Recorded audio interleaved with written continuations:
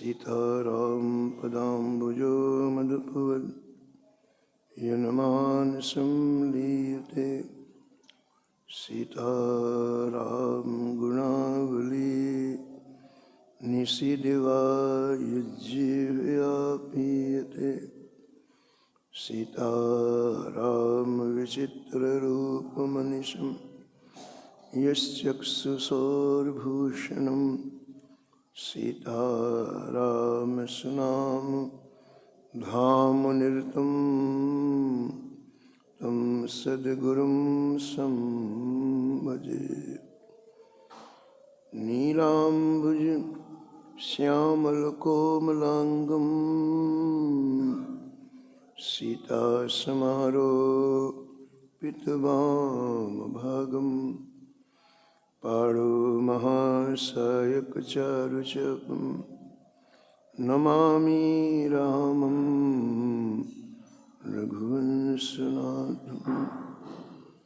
यत्र यत्र रघुनाथकीर्तनं तत्र तत्र कृतमस्तकाञ्जलिं वाष्पवारि परिपूर्णलोचनं मारुतिं नमत राक्षसान्तकं। वाञ्छाकल्पतरुभ्यश्च कृपा सिन्धुभ्येव च पतितानां पावनेभ्यो श्रीवैष्णवेभ्यो नमो नमः। भक्त भक्ति भगवंत गुरु चतुरनाम बक एक, इनके पद वंदन किए नासत विघ्न ने। हरिजू आए विराजिए कथा सुनो इतिहास, तुम श्रोता या माल के तुम पद रज मम आस। तुम पीछे जो और हैं श्रोता हैं रसखान, जिनके सकल मनोरथ पूर्वहु श्री भगवान। राधे राधे गोविंद गोविंद राधे।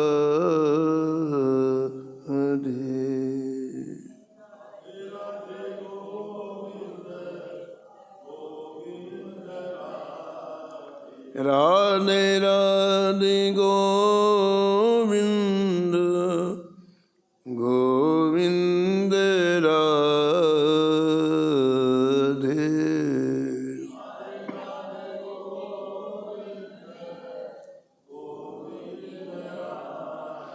गोविंद राधे बोलो गोपाल राधे।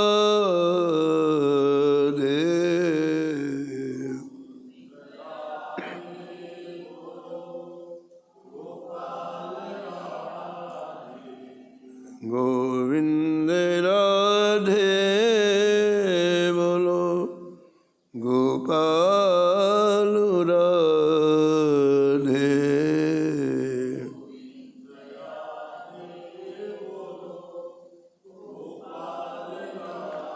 राधे राधे गोविंद गोविंद राधे।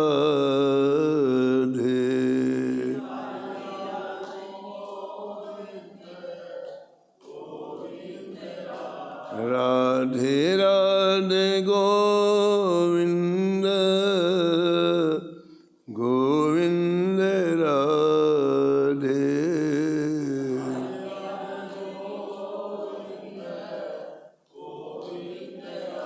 गोविंद राधे बोलो गोपाल राधे।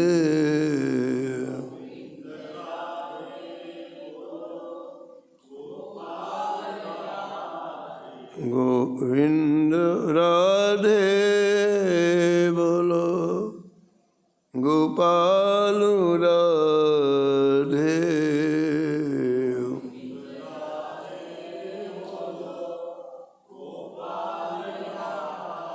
राधे राधे गोविंद गोविंद राधे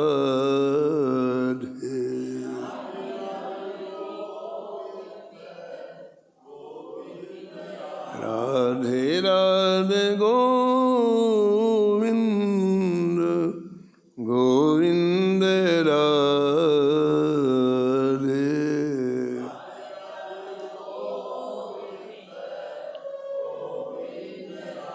राधे राधे गोविंद गोविंद राधे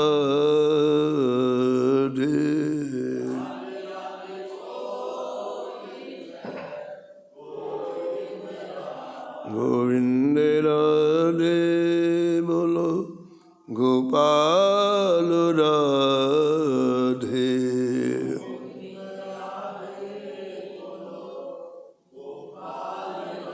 राधे राधे गोविंद गोविंद राधे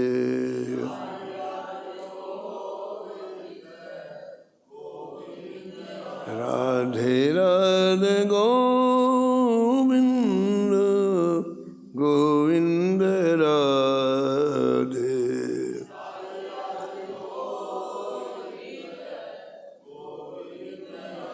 राधे राधे गोविंद गोविंद राधे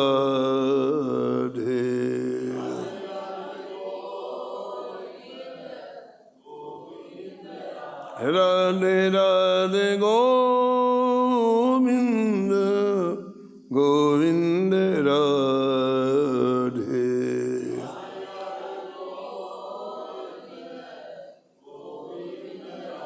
श्री जानकी वल्लभ लाल की श्री मंगल मूर्ति हनुमान जी महाराज की सपरिकर श्री भक्तमाल जी की सब संत भगवान की श्री स्वामी अग्रदास जी महाराज की श्री नाभाजी महाराज की श्री प्रियादास जी महाराज की श्री वृंदावन धाम की श्री बांके बिहारी लाल की श्री राधा वल्लभ लाल की श्री गिरिराज जी महाराज श्री यमुने महारानी की श्री रामनाम महाराज की श्री महाराज जी के जय जय श्री राधे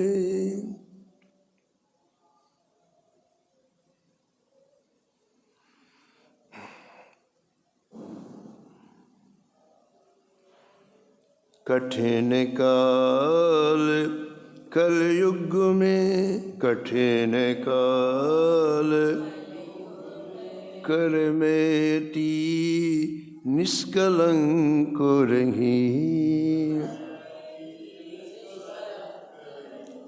नश्वरे पतिरति त्याग कृष्ण पद सोरति जोरी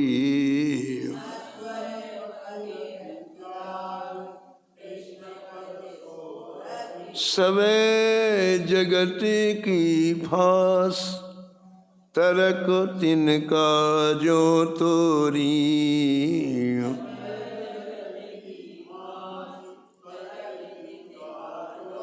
निर्मल कुल का ठंडया धन्य पर साजहि जाई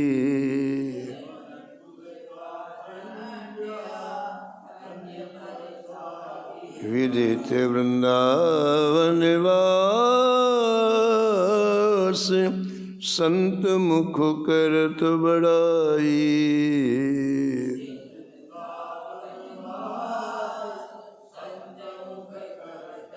संसार स्वाद सुखवांत करी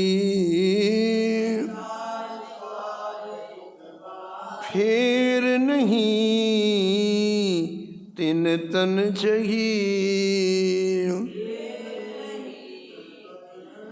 कठिन काल कलयुग में, कठिन काल कर मेटी निष्कलंक रही। प्रातः स्मरणी परम वंदनी श्री भक्तमाल के रचयिता श्री नाभा गोस्वामी जी इस सप्ताह में परम भक्ता परम रसिका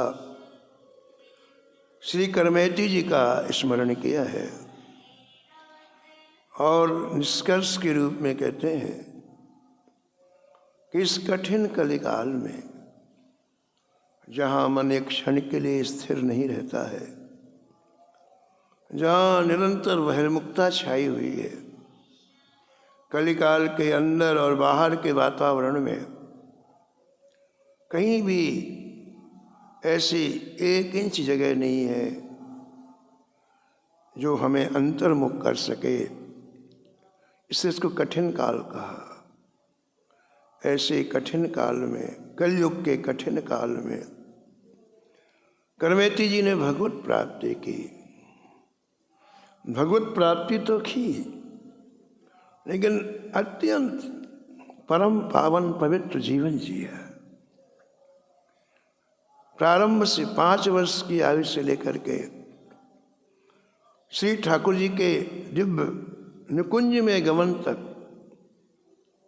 करमेटी जी के चित्त में कभी संसार का कोई आकर्षण नहीं हो। ये निष्कलंकता है।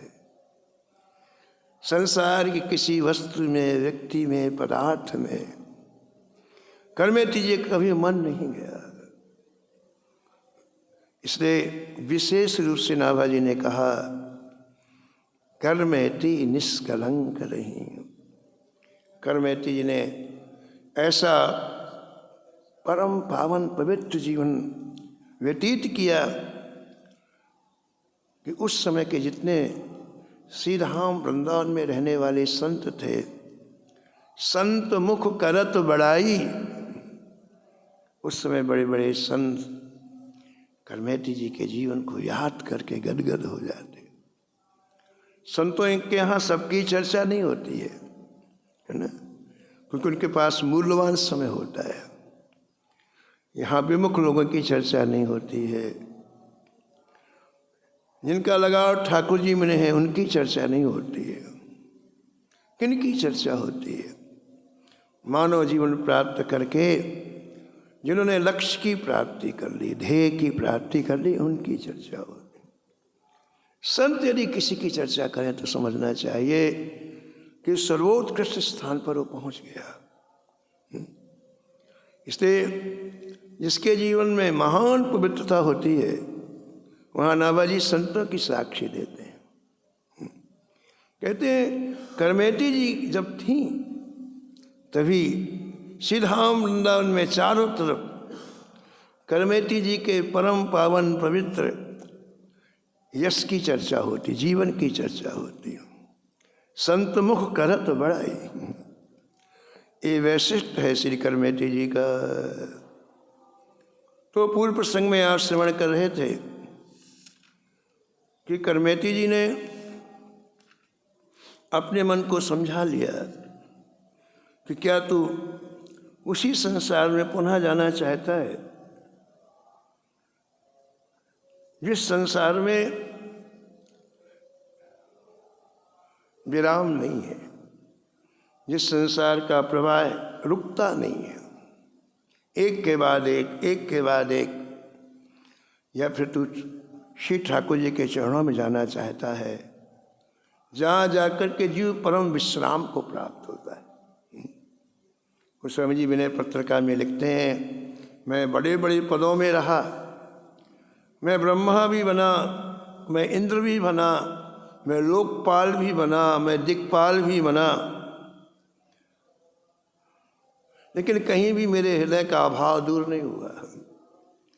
मेरी भूख बनी रही, मेरा अभाव बना रहा। जैसे एक कुत्ता घर घर पत्तल चाटता है, फिर भी उसका पेट नहीं भरता है, भूखा ही सोता है, ऐसे जब तक मैंने श्री ठाकुर जी के चरणों की प्राप्ति नहीं की तब तक अभाव में ही रहा मैं। चाटत रहो स्वान पातर जो कबहू न पेट भरो। अबहो सुमिरत नाम सुधारस पेखत परस धरो। गुरुदेव की कृपा से, संतों की कृपा से जब श्री नाम का आश्रय मुझे मिल गया, अब मैं तृप्त हो गया, सारे अभाव मेरे जीवन से दूर हो गए। पायो परम विश्राम। गोस्वामी जी कहते हैं मैं विश्राम नहीं, परम विश्राम को प्राप्त कर गया। राम समान प्रभु नाही कहूँ। भगवान के शरीर के कोई प्रभु नहीं है, क्योंकि परम विश्राम मिल गया मुझे। तो यहाँ करमेटी जी ने अपने मन को समझा लिया और समझाने के बाद कहा कि अब मैं कहाँ जाऊँ, मुझे भगवत प्राप्ति करना है, श्री कृष्ण के चरणों की प्राप्ति करना है, कहाँ जाऊँ। आधी रात का समय, तो ठाकुर जी से पूछा जाए मैं कहाँ जाऊँ। जब हमारे ठाकुर जी ही आश्रय तो क्या किसी से पूछना। तो करमेटी जी ने श्री ठाकुर जी से पूछा और श्री ठाकुर जी ने स्पष्ट कहा श्री धाम वृंदावन जाओ। वृंदावन श्री ठाकुर जी का निजी घर है, इसे वृंदावन ठाकुर जी उन्हीं को बुलाते हैं जिन्हें अपने निकुंज में स्थान देना होता है। शरीर छोड़ने के बाद जो भगवत धाम जाते हैं उन्हें भगवान पहले अपने धाम में बुला लेते हैं। अति प्रिय मोही यहाँ के वासी, अति प्रिय मोही मम धामुदा पुरी सुख राशि, मम धामुदा पुरी सुख। ऐसा निश्चय करके आप श्रीधाम वृंदावन की ओर चल पड़ी। कल्पना करो आप 15 वर्ष की आयु करमेटी जी की, अंधेरी रात, कोई साथ में नहीं, और करमेटी जी अंधेरे में चली जा रही, बढ़ती जा रही। प्रियदास जी कहते हैं कि कोई साथ में नहीं है, बाहर से ऐसा दिखाई पड़ता है, लेकिन करमेटी के साथ में श्याम सुंदर है, जिन्होंने भजन की प्रेरणा दी, जिनका चरित्र करमेटी जी ने 5 वर्ष की आयु से श्रवण किया, जिन चरित्रों ने हृदय से पूरी तरह से संसार के विकारों का शमन कर दिया, और जिन चरित्रों ने शरीर के रोम रोम में भगवत प्राप्ति की उत्कंठा जागृत कर दी, वो साथ में श्री ठाकुर जी को हृदय में रख करके चली करमेटी जी। ऐसा प्रियदास जी महाराज कहते हैं। आधी निस निकसी यो बसी ये मूर्ति सो, आधी निस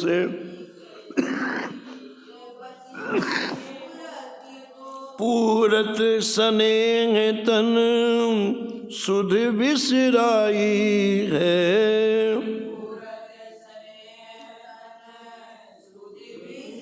सुध बिसराई है, सुधी बिसराई है, सुधी विसराई है। पूरत स्नेह, हृदय प्रेम से भरा हुआ,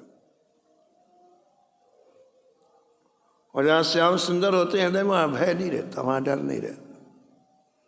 इससे आधी रात में अकेले जा रही करमेटी, लेकिन उनको भय नहीं है, डर नहीं है, क्योंकि श्याम सुंदर को हृदय में पधरा के जा रही हैं, इसलिए भय नहीं है। प्रातःकाल हो गया, घर में सब लोग जगे, करमेटी जी की माँ जगी, पिता जगे, और तो और सैकड़ों बाराती आए हुए विदा कराने के लिए, वो भी वहीं ठहरे हुए हैं। दूसरी दिन करमेटी जी की विदाई होने वाली है, ससुराल जाने वाली है, तो जो शरीर का पति है वो भी आया है, सैकड़ों बाराती भी आए हैं, बहुत से इनके रिश्तेदार भी आए, भरा हुआ है, पूरा मकान भरा हुआ लोगों से। तो सबसे पहले माँ जगी और माँ करमेटी के कक्ष में सोई थी। देखिए आश्चर्य की बात है, पूरा श्रृंगार करमेटी का है। कल विदा होना है तो पूरा विवाह का श्रृंगार करमेटी के शरीर में है। बड़े लाखों रुपए के आभूषण हैं, कीमती वस्त्र हैं, और माँ ने एक बॉक्स भी, पेटी भी तैयार कर रखी है। करमेटी को दिखाया भी कि ये मूल्यवान चीज़ें मैं विदाई में दूंगी तुझे, सब माँ ने तैयारी कर रखी है। तो जब करमेटी जी चली गई और माँ प्रातःकाल उठी तो सबसे पहले उसने माँ करमेटी के पलंग को देखा तो करमेटी के पलंग में कोई नहीं। जब कोई नहीं है तो थोड़ी देर के लिए सोचा कहीं स्नान वगैरह करने गए होंगे। जब वहाँ भी पता नहीं चला तो अब घर में खोजबीन हुई कि शायद कहीं बैठी तो नहीं, कहीं गई तो नहीं, और करमेटी जी कहीं जाती नहीं। जिसका भजन में मन लग जाता है वो व्यर्थ में अपना समय नष्ट नहीं करता है। आप जिसके पास जाते हो भजन तो करता नहीं, आपका ही भजन छुटा देगा। इसलिए भजन करने वाले को सब जगह नहीं जाना चाहिए, ना सब जगह उठने बैठने जाना चाहिए। तो करमेटी जी कहीं नहीं जाती थी, माँ को पता था। फिर माँ को लगा कि हो सकता है कि किसी से मिलने चली गई हो, क्योंकि आज जाना है। तो पूरे मोहल्ले में घूम आई करमेटी की माँ, लेकिन करमेटी होती तो मिलती ना। और जब कहीं नहीं मिली तब अपने पति को बताया, राजपुरोहित जी को, यानी करमेटी ने के पिता को करमेटी की माँ ने बताया कि मैं 2 घंटे से खोज रही हूँ, कहीं करमेटी नहीं मिल रही। करमेटी? पिताजी आश्चर्य से तो गए, करमेटी कहाँ चली गई? कई प्रश्न एक साथ खड़े हो गए पिता के मन में। ये बारात पड़ी, इसे मैं क्या जवाब दूंगा? विदा की तैयारी करने ये बड़ा रिश्तेदार आए, इनको क्या जवाब दूंगा? महाराज बड़ी दयनीय स्थिति हो गई करमेटी जी के पिताजी। उनको ये समझ में नहीं आ रहा था कि मैं क्या करूं। फिर उनकी दृष्टि संसार की तरफ गई। संसार हर चीज को अपने ढंग से सोचता है, ठीक है ना? क्या सही है क्या गलत है नहीं सोचता है। उसका एक बना बनाया दायरा है, उसको टिप्पणी अपने हिसाब से करनी बस। बड़ा विचित्र है संसार। पूज्य महाराज जी कहते थे, श्री मथुरा जी महाराज, कि संसार में किसी से कहो कि भाई इस व्यक्ति को भगवान का दर्शन होगा, झूठ बोलते हैं, पाखंड फैलाते हैं। कहीं भगवान का दर्शन हो सकता है? बिल्कुल नहीं मानेगा। और आप उसी से कहो कि अमुक घर में अमुक व्यक्ति की बेटी किसी के साथ भागी, बिल्कुल सही कह रहे हो, बिल्कुल मतलब देखा है क्या नहीं, लेकिन देखो इसका एक ढंग है, बिल्कुल सही कह रहे हो, बिल्कुल सही कह रहे हो। ऐसा महाराज जी कहते कि भगवत संबंधी बात बिल्कुल नहीं मानेगा, संसारी बात तुरंत मान जाएगा। वो किसी की निंदा की बात किसी की तुरंत मान जाएगा। तो परशुराम जी के मन में, करमेटी के पिता का नाम परशुराम जी था, एक बात ये भी आई कि लोग यही कहेंगे कि देखो विदा करने के लिए आया, पति आया और इसका कहीं पहले लगाव था, इसलिए भाग गई, इसका मैं क्या जवाब दूंगा। यानी कई 60 प्रश्न करमेटी के पिता के मन में आया, और वो तो एक बार बेहोश होकर गिरी पड़े। दरवाजा बंद कर लिया। उनको लगा मैं बाहर निकलूंगा 10 लोग पूछे क्या जवाब दूं, किसी से नहीं मिले। अब किसी को समझ में नहीं आ रहा कि भाई आज विदाई होनी है, कोई तैयारी क्यों नहीं हो रही है। कोई जब बात समझ में नहीं आई किसी को, तो रात्रि में करमेती जी के पिता परशुराम जी अपना दुख सुनाने के लिए राजा के पास गए। राजपुरोहित थे और आपके मन में आया कि शासन के पास सब तरह की व्यवस्था होती है तो शायद मेरा काम चल जाए। करमेती पाँव गई, कितनी दूर गई होगी, और राजा यदि चाहे तो मेरी बेटी का पता लगा सकता है। ऐसा मन में समझ करके परशुराम जी खंडेला के राजा के पास गए। उदास देखकर राजा ने पूछा, पुरोहित जी क्या हो गया आपको? रो करके पूरी घटना बताई। रोने वाली बात ही थी। थोड़े ने कहा, घबराओ मत, मैं अभी व्यवस्था, मेरे पास बड़े बड़े घोड़सवार हैं, ऐसे घोड़े हैं बड़ी तीव्र गति से चलते हैं। मैं आज ही अब भी 40 घुड़सवार भेजता हूं चारों दिशाओं में। अभी 3-4 घंटे में पैदल व्यक्ति कितना चलेगा? तुम्हारी बेटी का पता चल जाएगा, चिंता मत करो। और राजा ने तुरंत बुलाया अपने प्रधान सैनिक को और कहा, देखो हमारे राजपुरोहित जी की बेटी का पता लगाना है, तुम लोग जाओ और जो खोज के लाएगा उसे बहुत बड़ा इनाम मैं दूंगा राजकोष की तरफ से। सैकड़ों घुड़सवार निकल पड़े महाराज और करमेती जी को खोजने लग गए। चारों ओर दौरे नरे, आए ढिग ढुर जान। चारों ओर दौरे नर, आए ढिग ढुर जान। ऊंट के करंक मध्य देह जा दुराई है। मध्य देह जा दुराई है, देह जा दुराई है, देह जा दुराई है। घोड़ों की गति तेज होती है और करमेती जी जा रही थी सीधा वृंदावन का स्मरण करते हुए, हे वृंदावन, जय वृंदावन, श्री वृंदावन। मैं उन्हें और कोई ख्याल नहीं था, न अपने शरीर का ख्याल था, न रास्ते का ख्याल था। कभी वृंदावन थोड़ी आई है, लेकिन एक विश्वास था कि ठाकुर जी वृंदावन ले चलेंगे, तो वृंदावन का स्मरण करते हुए जा रही हैं। हे वृंदावन, श्री वृंदावन, जय वृंदावन।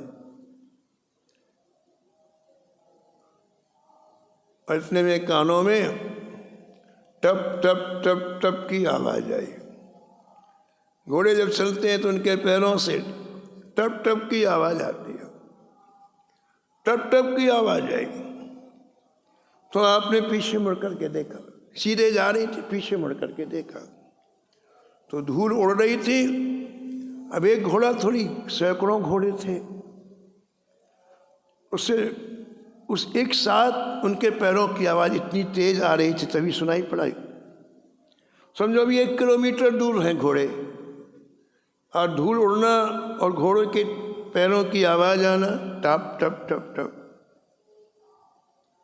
तो एकदम से घबरा गई करमेती जी।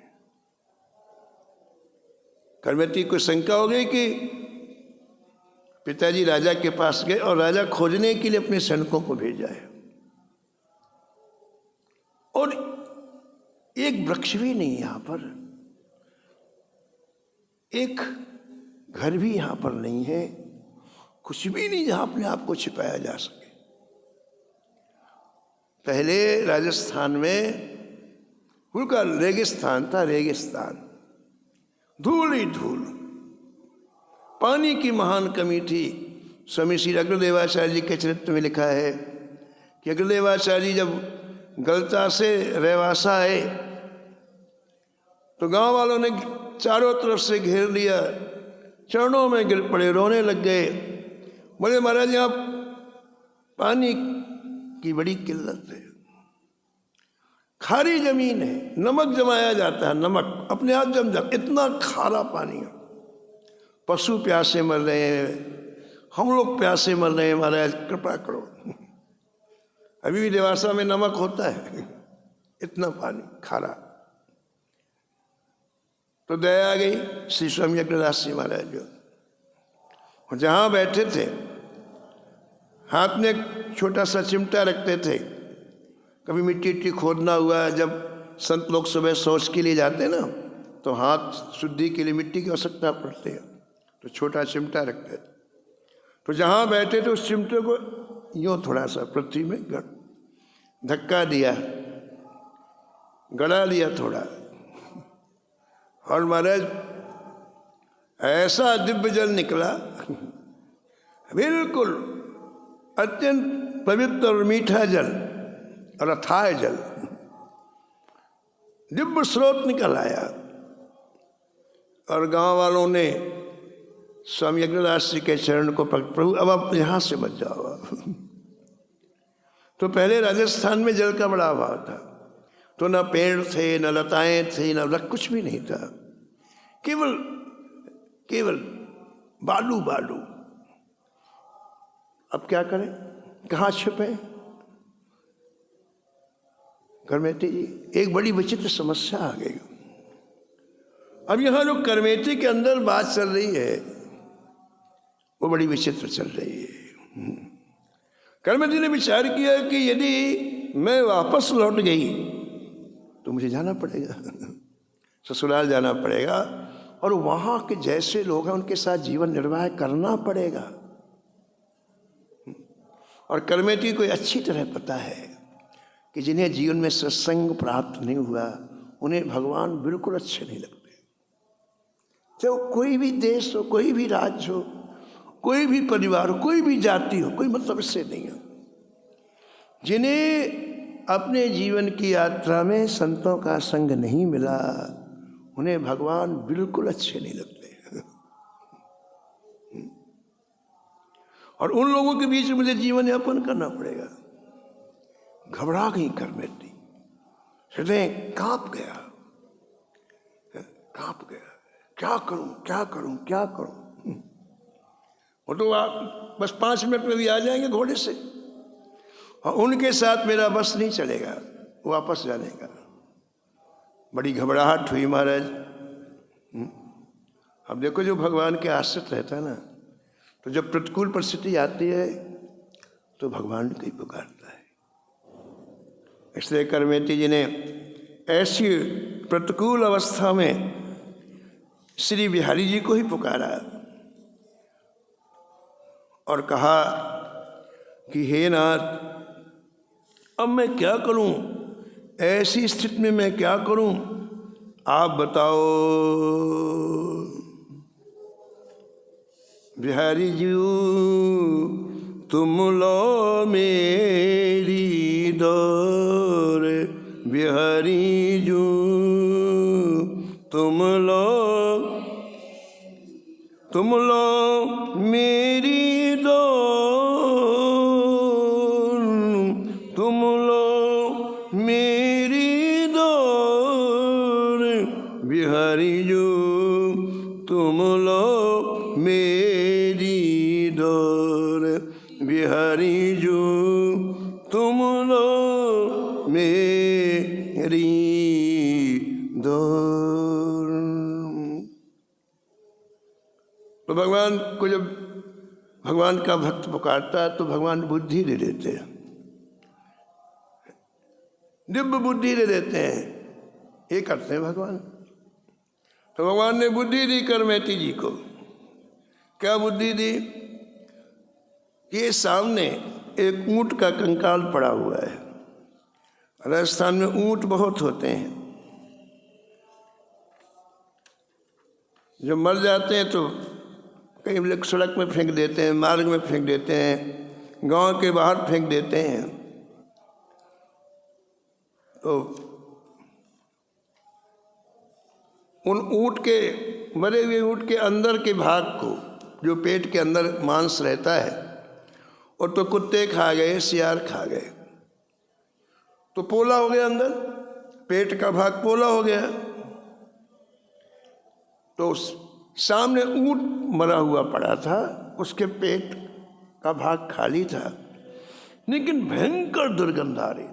कोई पशु मर जाए तो आप 2 मिनट खड़े नहीं हो सकते हो, सिर फट जाए, इतनी दुर्गंध आती है। जब तक उसके शरीर का मांस सूख नहीं जाता है तो भयंकर दुर्गंध आ रही थी उससे। लेकिन करमेती जी ने विचार किया कि मैं इस दुर्गंध को सहन कर लेती हूं तो जगत की दुर्गंध से बच जाऊंगी, है ना। अगर मैं इस दुर्गंध को सहन कर लूंगी तो जगत की दुर्गंध से बच जाऊंगी।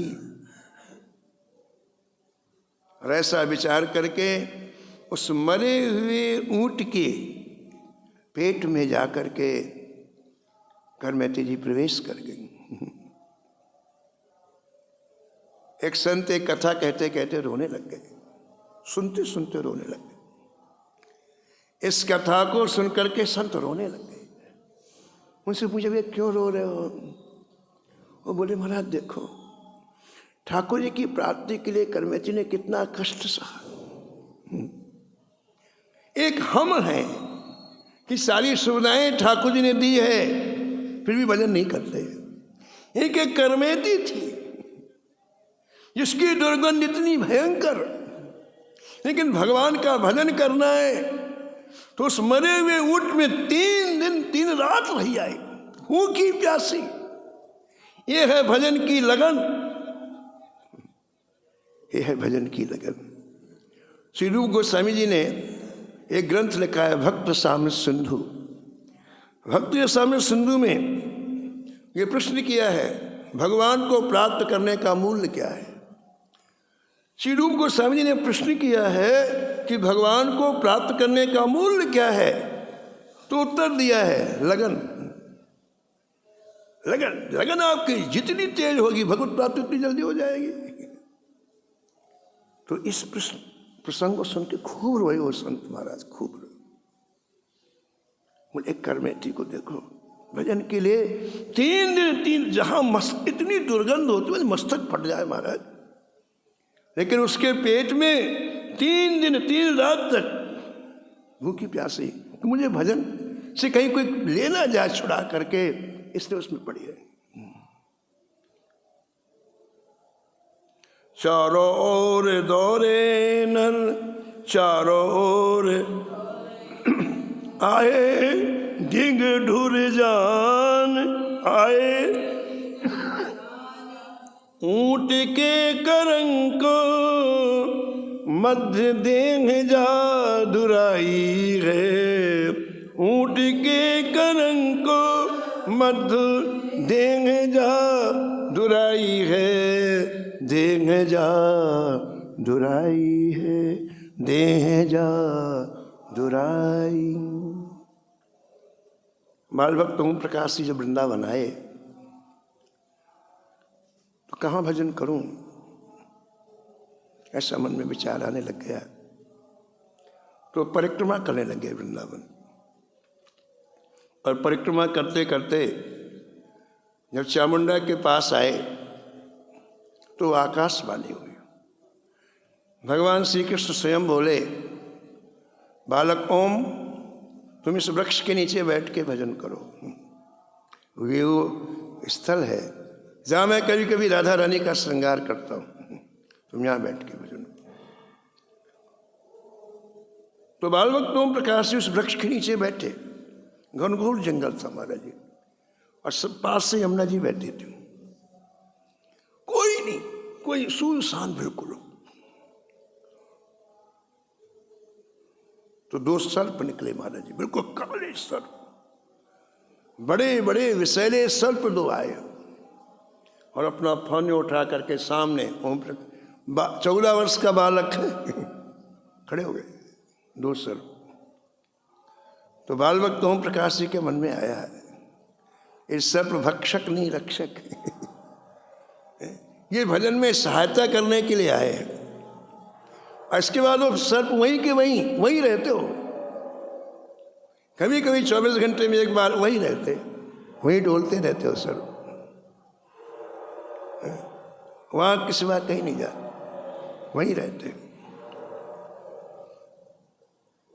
तो भजन करते हुए बाल भक्त ओम प्रकाश जी ने श्री ठाकुर जी से एक बात कही, जो बात यहाँ कहनी, उनका चरित्र बहुत बड़ा है कि हे नाथ, जब तक मैं आपकी प्राप्ति ना कर लूं तो मेरे माता पिता कभी मेरे पास ना आए।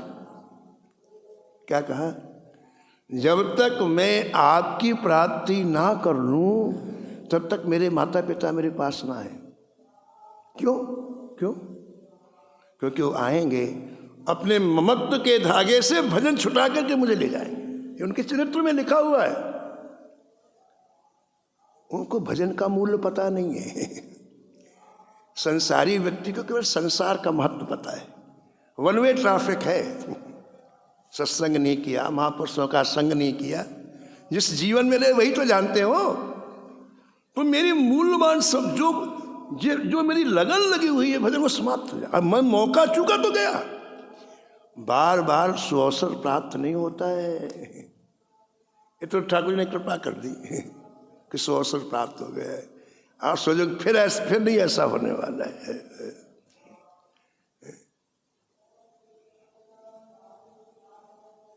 का बरसा जब कृषि सुखाने, का बरसा समय चूक पुनि का पछताने, समय का पछताने, का पछताने, का पछता। तो हमने ओम प्रकाश जी की बात इसलिए कही कि महाराज जी ठाकुर जी ने वही व्यवस्था की। इनके पिता को पता चल गया, माँ को पता चल गया कि बालक वृंदावन में अमुक जगह भजन कर रहा है।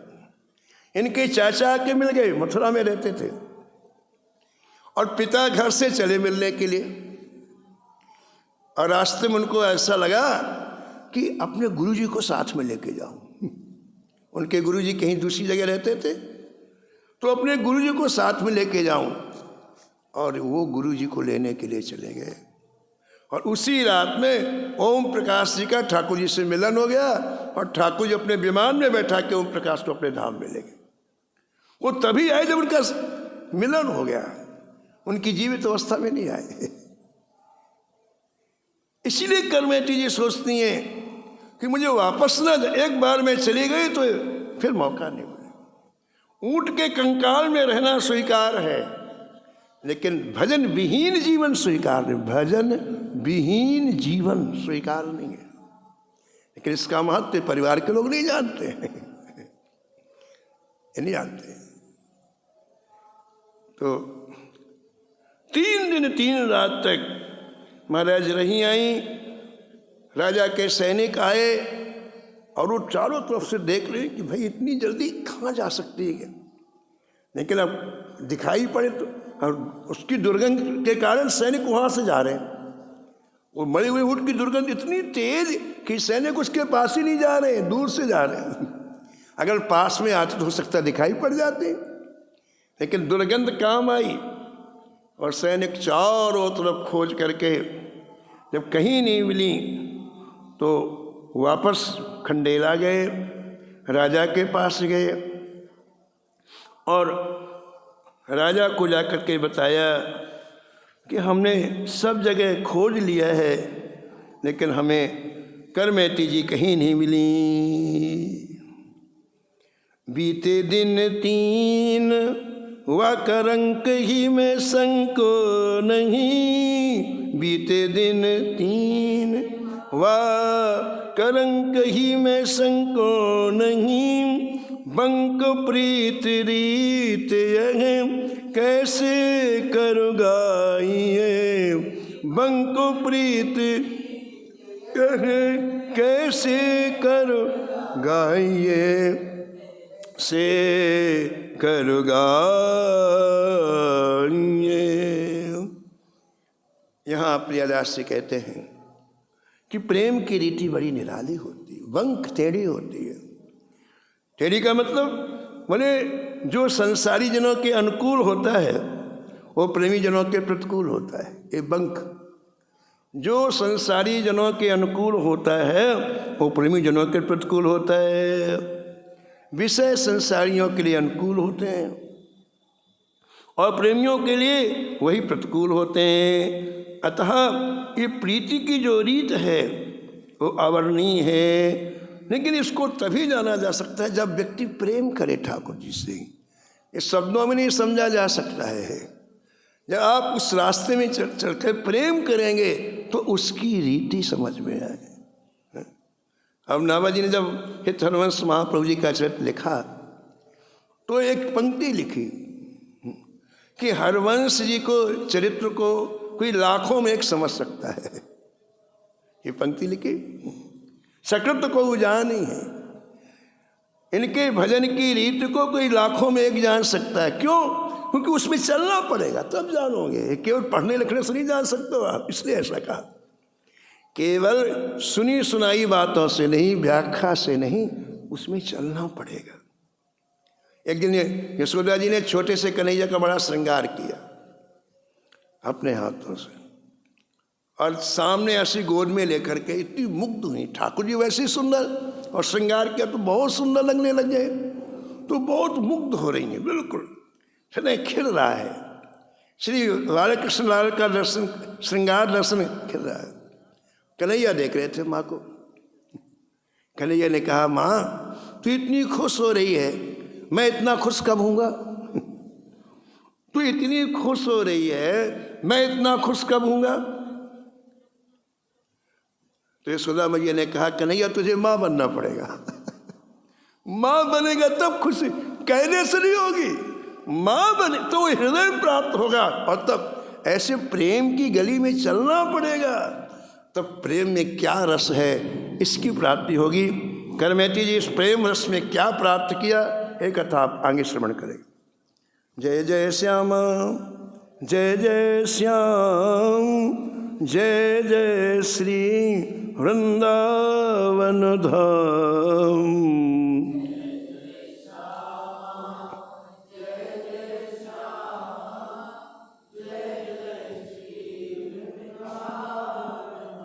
नमो नमो श्री भक्ति सुमाल, नमो नमो श्री भक्ति सुमाल।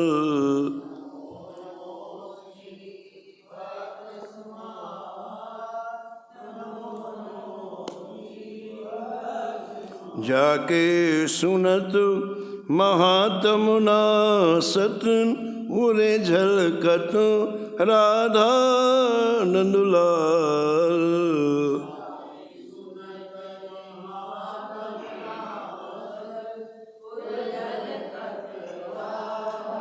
गद गद स्वर पुलकित अंग वंगनी, लोचन बरसत असुवन जाल।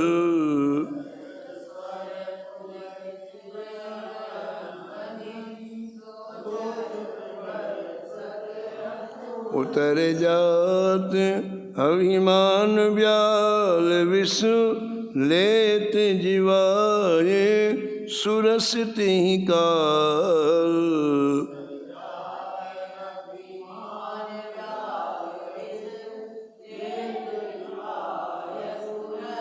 होत प्रीत हरि भक्ति जनन सो, लेत शीघ्र हटि शरण प्रछाल।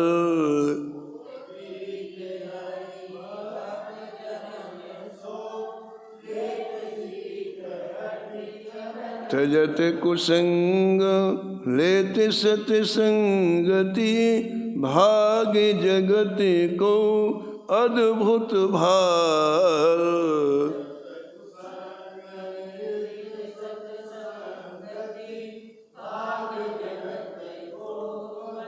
निशिवासन सोवत अरु जागत, रोम रोम हुए करत निहाल।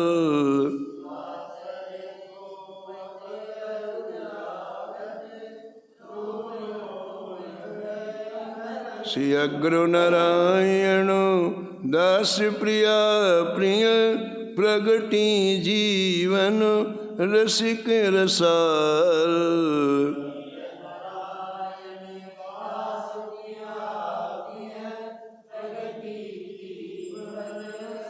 नमो नमो श्री भक्त सुमाल, नमो नमो श्री भक्त सुमाल।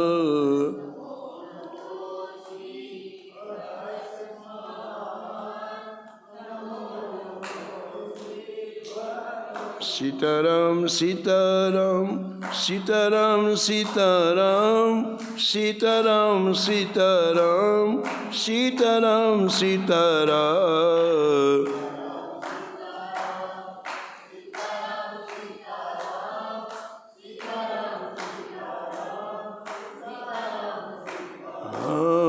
राधे श्याम राधे श्याम राधे श्याम राधे श्याम राधे श्याम राधे श्याम राधे श्याम राधे श्याम।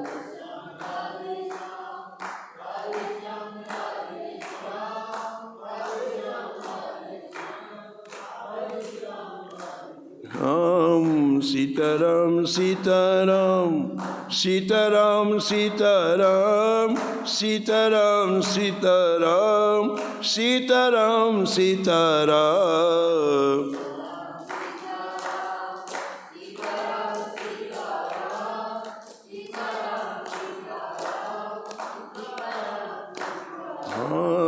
राधे श्याम राधे श्याम राधे श्याम राधे श्याम राधे श्याम राधे श्याम राधे श्याम राधे श्याम।